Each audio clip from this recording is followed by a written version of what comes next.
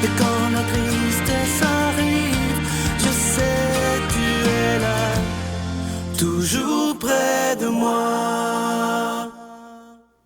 Bon samedi, bon début de fin de semaine. Aujourd'hui, on va prendre le temps de méditer la parole de Dieu pour essayer tous ensemble de vivre une belle fin de semaine où on va pouvoir relaxer, prendre du bon temps pour arriver en pleine forme lundi matin. Et comme on le fait tous les samedis pour parler de l'année de la foi, on rejoint notre ami Luc Fadeuf.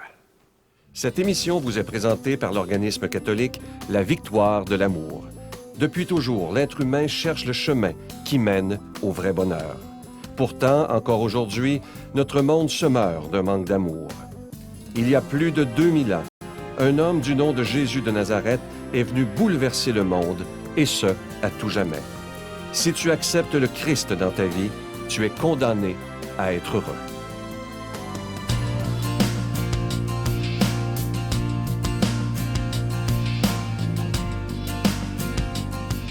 Merci d'être là pour continuer comme ça cette méditation du texte sublime. Les textes de l'Église, souvent, on les entend critiquer et tout le reste, mais Benoît XVI, et avant lui, Jean-Paul II, c'est des textes, quand on prend la peine d'aller les lire sur Internet ou de les acheter quand ils sont publiés en livret, ça nourrit la foi. Alors, je vous invite à le faire. C'est le petit exercice qu'on fait ensemble, bien modestement, quelques minutes par semaine. Mais pour peut-être aussi, mon but secondaire, de vous donner le goût d'aller les lire, même en prenant le temps. Donc, la semaine dernière, on avait vu que le pape avait insisté sur le fait, au numéro 7, que l'amour du Christ, c'est ce qui est vraiment fondamental. L'amour du Christ, c'est ce qui l'a évidemment poussé à s'incarner pour nous sauver, mais c'est l'amour du Christ sur les routes d'Israël et sur les routes du monde, depuis son ascension au ciel, qui attire les hommes à lui et qui nous pousse à vouloir évangéliser pour transmettre cet amour qui, par nature, est diffusif. L'amour, on ne veut pas le garder pour soi, on veut le partager avec les autres. Et finalement, le pape nous invitait à redécouvrir cette joie de croire et cet enthousiasme à faire ce que je fais en ce moment, ce que toute l'équipe fait, transmettre la foi qui rend heureux et qui donne vie. Puis le pape va insister sur le fait que la foi, elle grandit quand on croit. Vous allez me dire, c'est un peu absurde comme phrase, là, mais c'est un peu le même principe que finalement, j'allais dire, j'aime beaucoup la course à pied, comme vous savez, on devient meilleur coureur en courant. Et c'est un peu la même chose. La foi, elle grandit quand on croit. Autrement dit, il faut la nourrir. Et elle la nourrit comment? Certainement par la prière, mais on la nourrit aussi par la réflexion de l'intelligence. Mais d'abord, oui, une expérience. L'expérience de quoi? L'expérience d'un amour. C'est ça qui est génial avec l'amour de Dieu, c'est ce qui est génial avec la foi. La foi, c'est quelque chose dont on n'a jamais fait le tour. Avoir la foi, c'est faire la rencontre d'un amour qui nous précède, qui nous dépasse. Et voilà, les gens qui passent leur vie dans les monastères, on pense à l'exemple de Thérèse de Lisieux, puis ceux aujourd'hui qui le font encore, nous disent que voilà, on n'a jamais fini, on n'épuise jamais l'amour de Dieu en particulier. Oui, on peut rester une vie, 2 vies, 10 vies dans les monastères à vivre, à goûter cet amour de Dieu qui nous précède, qui nous attire.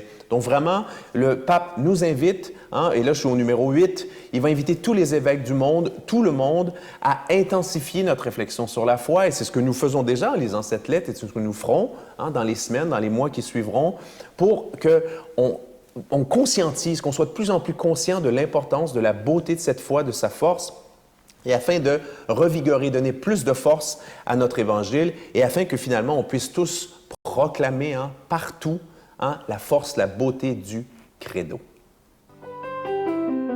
Notre Père qui es aux cieux, que ton nom soit sanctifié, que ton règne vienne, que ta volonté soit faite sur la terre comme au ciel.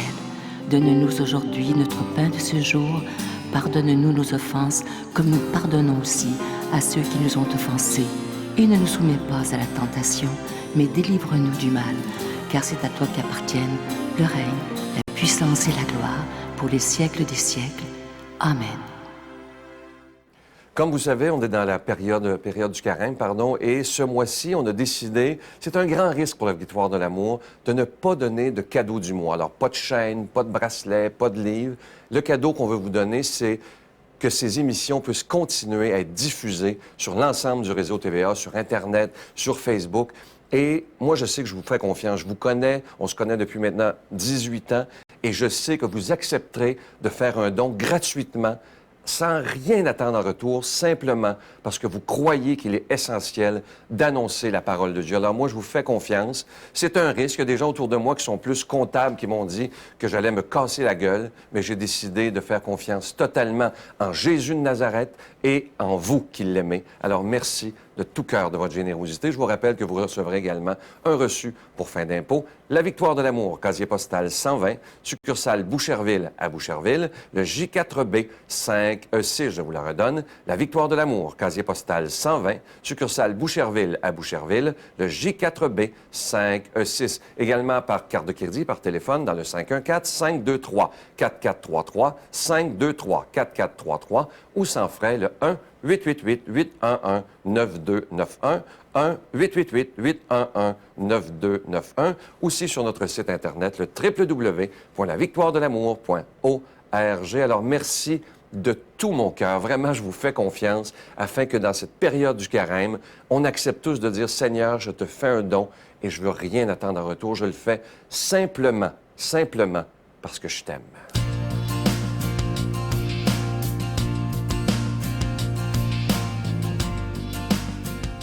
En ce samedi, on prend le temps d'écouter la parole de Dieu. J'aimerais tellement aujourd'hui qu'on fasse comme si c'était la toute première fois qu'on l'entend.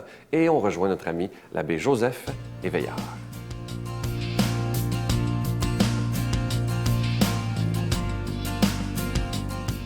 Que la lumière de Dieu brille dans ton cœur, que son soleil nous permette d'envoyer nos rayons d'amour à tous et à toutes ce matin.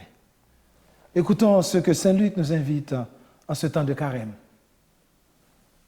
Les publicains et les pécheurs venaient tous à Jésus pour l'écouter. Les pharisiens et les scribes récriminaient contre lui. Cet homme fait bon accueil aux pécheurs et il mange avec eux. Alors Jésus leur dit cette parabole. Un homme avait 2 fils. Le plus jeune dit à son père, « Père, donne-moi la part d'héritage qui ne revient. » Et le père fit le partage de ses biens. Peu de jours après, le plus jeune rassembla tout ce qu'il avait et partit pour un pays lointain, où il gaspilla sa fortune en menant une vie de désordre. Alors, comme il était encore, son père l'aperçut et fut saisi de pitié. Il courut se jeter à son cou et le couvrit de baisers. Le fils lui dit, « Père, j'ai péché contre le ciel et contre toi. Je ne mérite pas d'être appelé ton fils. » Mais le père dit à ses domestiques, « Vite, apporte le plus beau vêtement pour l'habiller. Mettez-lui une bague au doigt et des sandales aux pieds. Allez chercher le veau gras, tuez-le, mangeons et festoyons, car mon fils qui était mort, il est revenu à la vie. Il était perdu, il est retrouvé. » Et ils commencèrent la fête. Le fils aîné était au champ. À son retour, quand il fut près de la maison, il entendit la musique et les danses. Appelant un des domestiques, il demanda ce qui se passait. Celui-ci répondit, « C'est ton frère qui est de retour. » Son père qui était sorti le suppliait, mais il répliqua, « Il y a tant d'années que je suis à ton service sans avoir jamais désobéi à tes ordres. Et jamais tu ne m'as donné un chevreau pour festoyer avec mes amis. Mais quand ton fils, que voilà, est arrivé, après avoir dépensé ton bien avec des filles, tu as fait tuer pour lui le veau gras. » Le père répondit, « Toi, mon enfant, tu es toujours avec moi, et tout ce qui est à moi est à toi. » Il fallait bien festoyer et se réjouir, car ton frère, que voilà, était mort, et il est revenu à la vie. Il était perdu, il est retrouvé. Parole d'amour, parole de sainteté, parole de Père miséricordieux. Seigneur, ce matin, je vais prier pour toutes les personnes qui ont un cœur de Père, toutes les personnes qui ont une sensibilité pour reconnaître que nous sommes tous capables de faire des bêtises dans notre vie. Nous sommes tous capables de faire comme cet enfant prodigue, mais en même temps prendre conscience de notre réalité pour retourner à la source de l'amour. Mais des fois, nous sommes capables de juger, de tuer quelqu'un, et nous sommes capables de mettre cette personne à l'écart. Et Seigneur, ce matin, dans ce texte, nous dit que je suis capable d'ouvrir mes bras, d'ouvrir mon cœur, quels que soient nos crimes, nos méchancetés. Mais il suffit d'avoir conscience de ce mal et retourner vers le Père. Oui, Seigneur, pourquoi il y a tant de mal, pourquoi il y a tant de crimes, tant de méchanceté dans notre monde? Est-ce que nous sommes capables d'avoir ton cœur? Le texte nous dit ce matin, se laisser aimer par Dieu, c'est le chemin de la conversion. Se laisser aimer par Dieu, c'est le chemin de l'amour. Se laisser aimer par Dieu, c'est le chemin de la réconciliation. Se laisser aimer par Dieu, c'est le chemin de la justice. Se laisser aimer par Dieu, c'est le chemin de la joie. Se laisser aimer par Dieu, c'est le chemin du retour. Moi, ça, ce que j'aime beaucoup dans cette page d'évangile, ce n'est plus l'enfant qui est prodigue, c'est le Père qui prodigue. C'est le Père aimant qui, de tout temps, regardait comment et quand son Fils va revenir. Ne sommes-nous pas ce Fils? Ce Fils qui ne reconnaît pas, qui a gaspillé les biens de son Père, ce Fils qui ne comprend pas que son Père, c'est un Père qui l'attend toujours pour retourner au bercail. Oui, Seigneur, bien des fois, nous vavotons, bien des fois, nous restons dans toutes sortes de choses sans prendre conscience de notre réalité, dans l'orgueil, dans notre égoïsme, dans des immoralités, dans toutes sortes de choses. Mais tu nous invites ce matin à reprendre la route comme ce Fils. Oui, le monde a besoin de reprendre cette route, la route de la miséricorde, la route, le chemin du pardon, le chemin de la joie. Moi, je me sens joyeux d'être avec vous ce matin. Je me sens en paix d'être avec vous ce matin. Pourquoi? Parce que j'ai un Père qui me donne le goût de pardonner. Un Père qui me dit, si le monde veut atteindre une perfection, si le monde veut atteindre une certaine sainteté, c'est dans la miséricorde. Je prie pour toutes les personnes qui travaillent ici, toutes les personnes qui nous permettent d'avoir de belles images, et tout. Et je vous demande, Seigneur, de les bénir dans ton cœur miséricordieux. Au nom du Père et du Fils et du Saint-Esprit. Amen. Bonne journée et soyez miséricordieux. Je vous salue Marie, pleine de grâce. Le Seigneur est avec vous. Vous êtes bénie entre toutes les femmes, et Jésus, le fruit de vos entrailles, est béni. Sainte Marie, Mère de Dieu, priez pour nous pauvres pécheurs, maintenant et à l'heure de notre mort. Amen.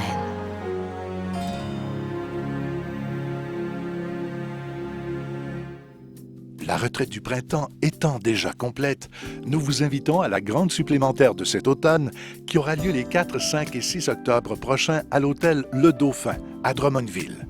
Sous le thème « Si tu savais le don de Dieu », venez vivre des moments inoubliables en compagnie de l'abbé Robert Jolicoeur, l'abbé Robert Lemire, Dolly Dimitro, Sylvain Charon et Miguel Padilla.